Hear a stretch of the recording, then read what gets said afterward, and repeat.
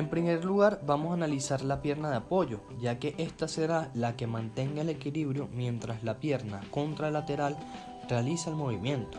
Al patear el balón de fútbol, el jugador mantiene una pierna en estado de apoyo o de equilibrio, realizando una ligera flexión de cadera y una flexión de rodilla.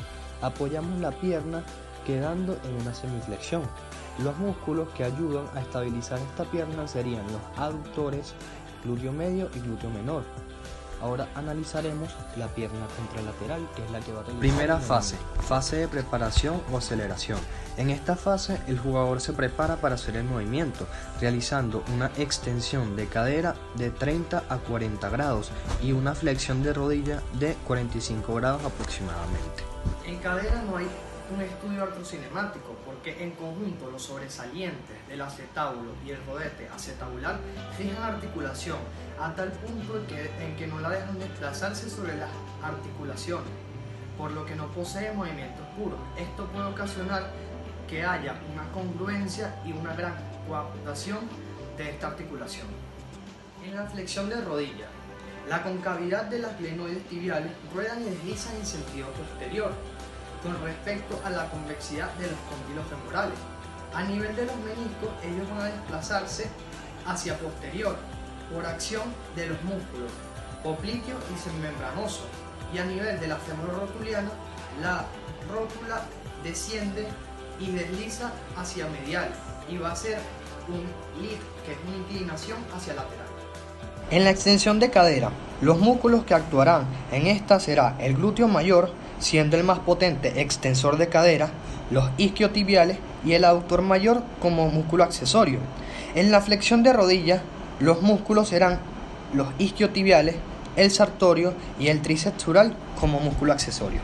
En cadera tenemos tres ligamentos que son el iliofemoral, el pubofemoral y el isquiofemoral. En esta fase tenemos el movimiento de extensión, entonces todos estos ligamentos se van a tensar, pero mayormente el iliofemoral. En rodilla tenemos 11 ligamentos que son el tendón rotuliano, los colaterales tanto interno como externo, los cruzados anterior y posterior, el menisco femoral, el coronarius, el transverso, el popliteo oblicuo, el popliteo arqueado y el ligamento anterolateral. En esta fase tenemos el movimiento de flexión, entonces se acortarán los colaterales y estará tenso el cruzado posterior. Fase 2.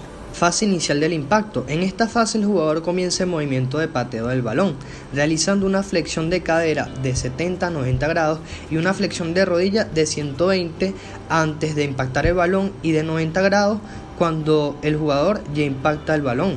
Como dijimos en la primera fase, en la cadera no habrá un estudio acrocinemático. En la flexión de rodilla, la concavidad de las glenoides tibiales ruedan y deslizan en sentido posterior con respecto a la convexidad de los cóndilos femorales. A nivel de los meniscos, ellos van a desplazarse hacia posterior por acción de los músculos popliteo y semimembranoso, y a nivel de la femorrotuliana, la rótula desciende y desliza hacia medial y va a ser un lead, que es una inclinación hacia lateral. Músculos que actúan en esta segunda fase de flexión de cadera son el recto anterior del cuádriceps, el psoas ilíaco, el sartorio, el tensor de la fascia lata, el recto interno, el pectíneo y los aductores glúteo medio y glúteo menor como músculos accesorios. Y en la flexión de rodilla, los mismos músculos de la fase anterior, los isquiotibiales, el sartorio y el tríceps sural como accesorios. En esta fase tenemos el movimiento de flexión de cadera, entonces todos los ligamentos se van a cortar y se estabilizará toda la musculatura posterior, que serían glúteos e isquiotibiales. En rodilla tenemos el movimiento de flexión, entonces se van a cortar los colaterales y se va a tensar el cruzado posterior.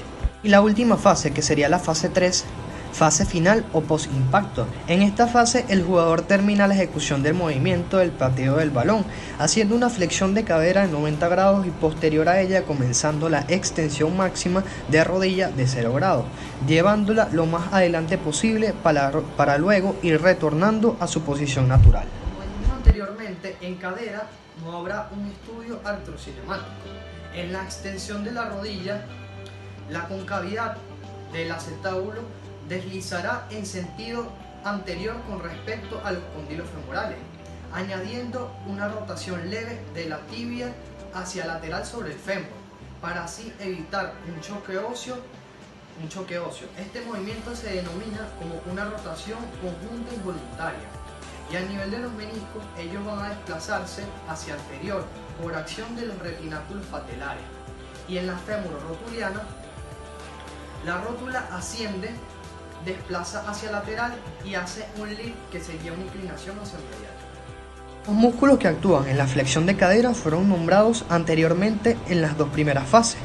Los músculos que actúan en la extensión de rodillas son el cuádriceps femoral, entesor de la fascia lata, y el glúteo mayor como músculo accesorio. En esta fase tenemos el movimiento de flexión de cadera y, como dijimos en la fase anterior, todos esos ligamentos se van a cortar y se estabilizará la musculatura posterior, que serían glúteos e isquiotibiales.